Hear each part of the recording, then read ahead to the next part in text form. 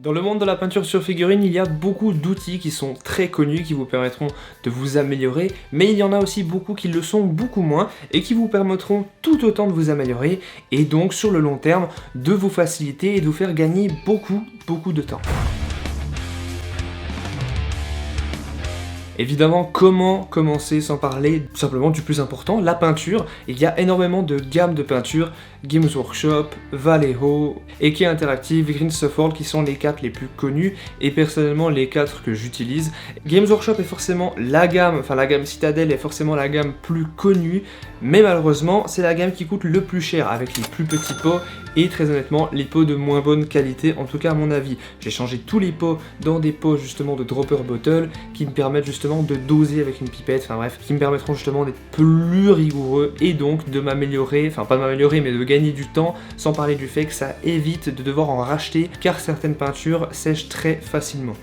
La gamme Vallejo est entre autres, je trouve, la meilleure car elle est assez accessible, beaucoup moins que Game Workshop, évidemment car Game Workshop est la gamme la plus accessible car il y a un Games Workshop dans absolument toutes les villes et donc quasiment dans tous les pays, enfin logique si l'un va avec l'autre, mais malheureusement le prix n'est pas super, alors que Vallejo, il commence petit à petit à justement avoir de plus en plus d'emprise, en tout cas dans le game des Warhammer et de la figurine, et donc de plus en plus dans les local stores que vous trouverez près de chez vous, dans les magasins, vous aurez justement des gammes Vallejo qui seront disponibles, et en plus de ça, en ligne c'est très facile d'en commander. Pour débuter, je vous conseillerais justement la gamme Vallejo Game Color, si je ne me trompe pas, et peut-être même la Air Game Color, mais qui sera un peu plus diluée, qui est aussi fait à la base pour l'aérographe, mais attention, elles sont très diluées, donc déjà pré-diluées, ça vous entraînera pas du coup à vous améliorer à diluer vu que c'est déjà le cas, et vous devrez passer 3, voire 4, voire 5 couches pour certaines peintures avec justement cette gamme Air. Donc commencez plutôt par la gamme Color normale. Eke Interactive est aussi un peu pour moi la gamme la plus complète. Elle a un peu ce que toutes les autres gammes ont, des pigments, des textures pour les socles, pour les maquettes, ce genre de choses, mais ils ont aussi des wash, donc des lavis plus ou moins, à base d'huile, ce genre de choses, des enamel wash, je sais plus du tout si c'est ceci dont je parle. Ils ont beaucoup d'outils de qualité au niveau rien que des peintures, il y en a énormément, et peut-être que vous pourrez essayer leur gamme de peinture qui est à très bon prix, très abordable, malheureusement un peu plus dur à obtenir, en tout cas pour ma part en Suisse, je dois faire beaucoup de recherches pour trouver des prix assez abordables comparé à d'autres pays. Et on finit par la gamme Green Stuff World qui est pour moi assez compliqué à décrire étant donné qu'ils ont beaucoup de choses, même des pigments métalliques. Alors j'en ai entendu que du bien, pour ma part j'en ai pas testé, il paraît que c'est les couleurs, par exemple pour le métal et le doré et le bronze qui sont les peintures les plus belles, qui sont vraiment les métalliques les plus belles qu'ils ont jamais vues. Je peux pas dire, honnêtement, j'ai pas testé, mais ce que je peux vous assurer, c'est que beaucoup de leurs peintures, les Color Shift Metal, qui sont des métals un peu très spéciaux en fait, je sais pas trop comment les décrire, c'est des peintures en fait, simplement de couleur verte par exemple, qui auront un effet très magique en fait, vraiment, ça fait très tabletop, ça fait vraiment jeu de guerre entre autres, c'est vraiment des effets majestueux, c'est vraiment difficile sans me mettre trop en valeur en fait de le décrire. Voilà, Green Stuff World, pour ma part, j'ai beaucoup essayé leurs effets, les splash gel, j'ai essayé le liquid frost pour le gel simplement, enfin le gel, le froid. Et 2-3 de leurs couleurs, honnêtement, je les trouve très bien. J'ai pas forcément grand chose à dire de transcendant étant donné que la gamme pour moi n'est pas incroyable, j'en ai pas assez testé pour vous en dire plus. Après évidemment on arrive au niveau des pinceaux, je vous conseillerais simplement d'acheter un pinceau qui coûte pas trop cher pour commencer. Il y a des gammes de pinceaux que vous trouverez dans vos magasins locaux qui sont des pinceaux craft, je sais plus du tout le nom, mais simplement des trucs à 5 balles où vous avez un lot de 3 à 4 pinceaux qui coûtent vraiment rien du tout. Vous allez dans votre magasin de bricolage, vous prenez les premiers, vraiment, embêtez-vous pas les trop longs non plus parce que c'est pas pratique, mais prenez vraiment des basiques synthétiques, ça ira très bien pour débuter. Si vraiment vous les changerez par la suite, mais n'achetez pas directement du DaVinci ou des trucs comme ça, et évitez aussi le Game Workshop, c'est beaucoup trop cher pour ce que c'est, donc vraiment commencez par des choses très simples, s'il vous plaît, et votre porte-monnaie ou vos parents vous remercieront. Essayez juste d'avoir un petit pinceau, donc vraiment avec des petits poils, pas trop petits, évitez les pinceaux à un poil, c'est ce qu'on pense tous quand on commence la figurine, mais c'est pas vraiment la bonne technique. Si vous savez gérer un gros pinceau, vous saurez gérer un pinceau à petits poils, mais pas l'inverse. Donc commencez plutôt par un pinceau assez grand quand même, ayez un gros un plat pour les bases, pour les couleurs de base par exemple, si vous faites une couleur unie complète, et si vous faites un lavis, donc un shade, utilisez un assez gros pinceau, je vous montre à chaque fois des exemples évidemment. Là on arrive sur le point qui pour moi est le plus important et de loin. Je sais pas à quel point je peux le vendre mieux que ça, même si je suis pas vendeur de lampes, mais vous l'aurez compris, on va parler de lampes. Donc, il y a énormément de types de lampes, par exemple une ronde qui est en train de m'éclairer ici, une comme ceci qui se trouve juste là, qui justement est amovible, vous pouvez la déplacer comme vous voulez très facilement. J'en ai même deux pour mon bureau vu que j'ai un bureau à angle, il est très très grand. J'en ai un pour moi, un pour ma copine quand elle peint. Oui, je sais ce que vous pensez, femme qui peint à moitié dans son lit. Plus sérieusement, ayez une lampe qui vous convient. Ne prenez pas forcément une lampe parce que vous la trouvez juste belle, mais essayez d'aller voir en magasin des lampes qui fonctionnent, ou alors faites-moi confiance, il y aura un lien en description pour cette lampe, et la plupart des produits que je vous conseille, mais pour cette lampe vraiment, si vous ne savez pas quoi acheter et vous n'êtes pas trop convaincu dans les magasins près de chez vous, je vous conseille celle-ci. Si vous la voyez partout sur les chaînes YouTube de figurines, c'est pas pour rien, c'est simplement que elles sont incroyables. Alors moi, pour la mienne, c'est une Maule, voilà. Mais c'est exactement les mêmes sur toutes les autres chaînes YouTube que vous voyez. Elles n'ont pas forcément la même marque, mais c'est exactement la même, vous pouvez vérifier. C'est juste simplement des marques similaires qui font du repackaging et ils changent la marque et c'est tout. Mais vraiment, celle-ci, elle est quoi, 80 €, je crois, un truc comme ça. Je l'ai payé autour des 105 balles suisses, 105 francs suisses.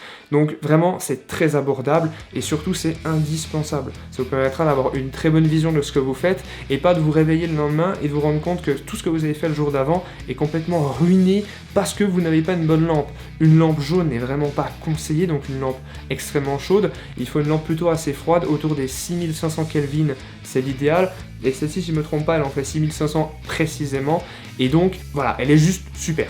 Et en plus, celle-ci, vous pouvez la modifier dans les angles que vous voulez, la déplacer comme vous voulez, si elle vous dérange sur votre bureau, si vous avez peu de place, elle est aussi pratique. Vous pouvez l'enlever, la ranger, et surtout, essayez vraiment d'avoir cette lampe, vu qu'elle est seule, vu que si vous avez cette lampe, vous n'en aurez pas forcément deux, essayez de la mettre devant vos yeux, à peu près à hauteur, moi je dirais, du front.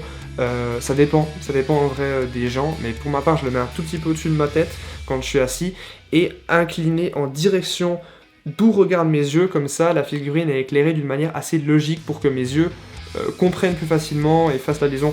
C'est assez complexe comme je l'explique, mais simplement mettez ça comme je vous le montre sur les images et ce sera beaucoup mieux et beaucoup plus logique à comprendre. Là on arrive sur un point un peu plus différent en fonction d'où vous habitez, d'avec qui vous habitez et surtout de la place dont vous disposez simplement. Pour ma part, j'ai un énorme bureau qui continue encore sur ma droite, que je n'avais pas du tout avant. Je vous montre l'ancien setup qui était extrêmement hideux, enfin je trouve. J'ai toujours été fan d'avoir un endroit pour peindre où je me sens à l'aise, où je me sens vraiment bien. Et moi, c'est quelque chose que je conseille. Que vous fassiez du montage vidéo, que vous ayez un job dans la finance ou n'importe quoi, ayez toujours un atelier rangé, un bureau rangé. C'est très important pour vous motiver. Ne revenez pas après un jour de travail et ensuite que vous l'en dites « Oh, j'ai envie de peindre !»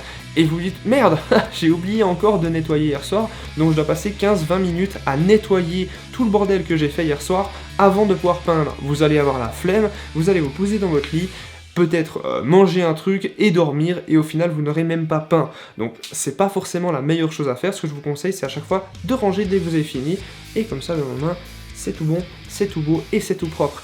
Et si vous avez le luxe d'avoir justement de l'argent à dépenser pour avoir des systèmes comme j'ai juste derrière moi, pour ranger vos figurines, vos pinceaux, vos papiers toilettes, tout ça, vos bits, vos bits, parce que sinon c'est bizarre, et tout ce qui est outils un peu que vous utilisez, vos peintures en plus, essayez de mettre de l'argent pour ça ou mettre de côté. Il y a des moyens un peu plus ou moins luxueux qui justement vous permettront de ranger plus facilement. Vous pouvez avoir des meubles sous le bureau ou sur le bureau, à vous de voir au niveau de la place que vous avez, mais je conseille fortement d'avoir un endroit rangé et dédié à la peinture. Si possible d'ailleurs, un endroit qui n'est pas votre chambre à coucher. c'est mieux, et vraiment pour votre tête, votre crâne, si vous faites de l'aérographe, si vous utilisez des peintures, des enamel wash, je sais même plus à quelle base de peinture c'est, je sais plus si c'est de l'huile ou pas, il y a d'autres choses dedans il me semble, mais pour le crâne, vraiment, c'est pas ouf l'aérographe, donc si vous pouvez, même si vous êtes quoi aéré, essayez d'avoir une autre pièce où vous n'allez pas respirer et dormir là, ça peut vraiment vous assommer ou détruire la santé sur le long terme. Là, on arrive sur un outil un peu plus vaste, c'est plutôt c'est un outil et un conseil. En fait, ça va être simplement de ne pas acheter tout chez Game Workshop. Simplement, n'achetez pas tous vos outils chez Game Workshop. Pourquoi ? Eh bien, vous allez en trouver les mêmes, voire de meilleure qualité ailleurs, pour moins cher. Pas tous, mais pour la plupart beaucoup moins cher, entre autres les pinceaux, entre autres les pinces, entre autres les couteaux de modélisme, ce genre de choses. Oui, Game Workshop fait de la très très bonne qualité, je suis entièrement d'accord, mais je suis pas pour acheter tout chez eux, étant donné que leur peinture coûte beaucoup plus cher, et ça reviendra aussi aux figurines, qui sont, à mon humble avis, les figurines les plus belles, en tout cas en ce moment. Ils ont des moules juste incroyables, peut-être un peu trop de détails pour certaines figurines, on est bien d'accord, mais essayez d'autres types de figurines. Anvil Game, je sais plus du tout le nom, non, Forge Game, je sais plus, Zombicide, ils font des très belles figurines, vous avez aussi pas mal de Kickstarter en ce moment qui pourraient vous plaire, essayez de vous renseigner, Reaper Game, enfin bref, il y a beaucoup de gammes de figurines qui pourraient être très intéressantes, les outils aussi, allez voir chez d'autres concurrents de Game Workshop, vous trouverez des trucs sympas pour les mêmes prix, voire un peu moins cher, et souvent de qualité un peu différente, mais souvent aux mêmes qualités, voire en dessus. Et surtout la colle, par exemple, oubliée chez Game Workshop, beaucoup trop cher pour ce que c'est, allez dans votre magasin local, vous aurez pour le même prix qu'une colle chez Game Workshop, je pense, 3 pots de peinture ailleurs. Et sans parler des pots de texture et peinture, les achetez pas chez Game Workshop, achetez la gamme Vallejo ou Eke Interactive. Pourquoi presque un tiers du prix de plus, vous en aurez 10 fois plus, hein, un passe mytho, le calcul est assez vite fait. Là, on arrive sur un outil qui est encore une fois assez peut-être étrange pour la plupart. Comme je l'ai dit, il y aura des tips qui ne seront pas très connus, mais ça va être du YouTube. Vous êtes tous sur YouTube, là vous êtes en train de regarder une vidéo YouTube, donc forcément, il y a énormément de réponses aux questions que vous avez sur la peinture, des astuces et surtout des tests aussi de peinture, de techniques qui vous permettront de devenir meilleur. Pas du jour au lendemain évidemment, il faudra essayer ces choses, ces techniques, mais ça vous permettra de vous inspirer. Mais ne passez pas non plus trop de temps sur YouTube à regarder des vidéos, vous allez peut-être perdre du temps et ne plus trop peindre parce que vous faites que ça. Essayez de trouver une balance, peut-être vous dire que les seuls moments où vous regardez des vidéos YouTube, c'est quand vous êtes en train de peindre et ça vous permettra justement de garder cet équilibre et de continuer à peindre et de finir votre magnifique armée que vous devez avoir fini pour le prochain tournoi. Évidemment, hein, il y a aussi Reddit, Facebook pour ceux qui ont plus de 30 ans, et aussi Instagram qui sont vraiment des outils incroyables pour ça, pour l'inspiration, mais ne tombez pas dans le piège de « Oh mon Dieu, ils sont tous meilleurs que moi, je n'aurai jamais ce niveau ». Essayez de pas trop non plus vous comparer aux autres, c'est vraiment quelque chose de très risqué et qui vous permettra, qui vous permettra rien du tout, qui va juste vous enfoncer, donc soyez inspirés, mais ne soyez pas non plus enfoncé et vraiment ne creusez pas votre tombe en fait, simplement, il n'y a rien de plus simple que ça quoi. Vraiment, peignez et arrêtez de vous comparer aux autres, voilà. Là on arrive sur le 7e point qui est la wet palette, ou aussi appelée palette humide. Alors là vous allez me dire pourquoi est-ce que je conseille ça. Cette vidéo est pas forcément que pour les débutants, mais les débutants seront forcément pas mal aidés vu qu'ils connaissent pas la plupart de ces outils. Et bien la palette humide pour moi en tant que débutant à la palette humide, et pour moi en tant que nouveau débutant, je conseillerais totalement. Simplement parce que ça vous permettra d'apprendre à mixer vos peintures ensemble.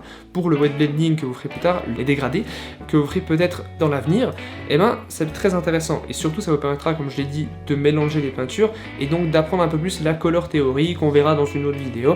Et justement ça vous permettra en plus de ça de gagner un peu d'argent. Oui, on est vraiment en fraction de centimes près là, mais ça coûte très cher les figurines, alors bon, si on peut économiser 10 centimes par-ci par-là, c'est pas si mal, étant donné que justement vous pourrez stocker vos peintures plus longtemps, des jours, voire des semaines si vous le faites bien, et ensuite récupérer, continuer votre session peinture des jours après, alors que vous avez fait une pause de 2 jours. Parce que oui, les palettes humides, ça sert aussi à ça. Le 8e point, ça va être un point justement, je pense que personne ne s'y attendait, mais ça va être un appareil photo. Alors évidemment pas un appareil photo pour commencer à le peindre ou je sais pas quoi, mais un appareil photo pour prendre des photos de votre progression et aussi d'avoir simplement des souvenirs de tout ce que vous avez peint. Peut-être que dans 10, 20 ans, 30 ans, votre collection de figurines que vous avez actuellement ne sera plus en votre possession, peut-être que vous l'avez donnée, peut-être que vous l'aurez vendue, ce que je ne conseille d'ailleurs absolument pas, la donner non plus, je vous conseille de les garder si vous en avez la place et donc le luxe, et surtout, ça vous permettra vraiment de voir par où vous êtes passé en fait, simplement, ça va montrer votre courbe de progression qui va faire que forcément d'aller de bas en haut, pardon, et donc vous serez encore plus motivé de vous dire « Waouh, j'étais vraiment mauvais, et waouh, qu'est-ce que je suis bon !» Parce que oui, au départ, vous serez pas bon, c'est comme ça. Si vous comparez aux autres, vous serez forcément mauvais. Et si on se compare aux autres, même le meilleur des peintres, il va toujours trouver quelqu'un qui est meilleur que lui à une autre technique. Parce que dans ce hobby qui est magnifique, on ne sait pas toutes les techniques, on ne les connaît pas tous, il y a toujours quelque chose à apprendre. Et ça, c'est magnifique, et ça, il faut s'en rappeler. Vous n'êtes pas mauvais, vous êtes juste débutant. Pourquoi ? Parce qu'il y a toujours quelque chose que vous allez apprendre. Donc vous n'êtes pas forcément nul, mais vous êtes un débutant dans plein de domaines. Et c'est ça qui est chouette, en fait, vous découvrez de nouvelles techniques un peu tous les jours. Et donc oui, ça vous permet d'avoir des souvenirs, et donc de garder votre courbe de progression en tête grâce aux photos. Donc je vous le conseille, prenez votre téléphone, un iPhone ou n'importe quoi, un Samsung, faites une photo, si vous voulez pas des photos de qualité avec un DSLR ou je sais pas quoi. C'est un petit conseil que je vous donne, vous pourrez voir les trucs que vous pourrez améliorer, et surtout, ce que vous avez déjà fait restera du coup dans votre tête et en images.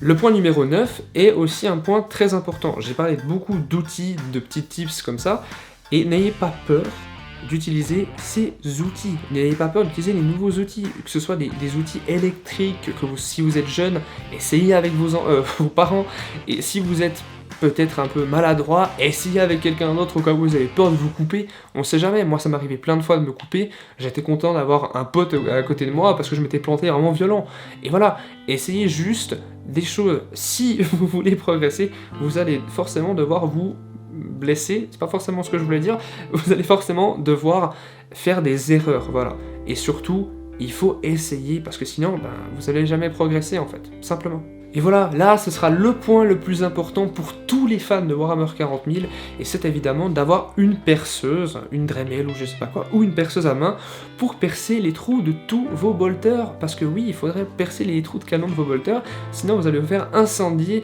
dans les commentaires de votre vidéo YouTube ou Insta, vos photos, genre de trucs, parce que oui, la communauté Warhammer 40 000 n'aime pas du tout que les bolters ne soient pas percés, et honnêtement, je le comprends un peu.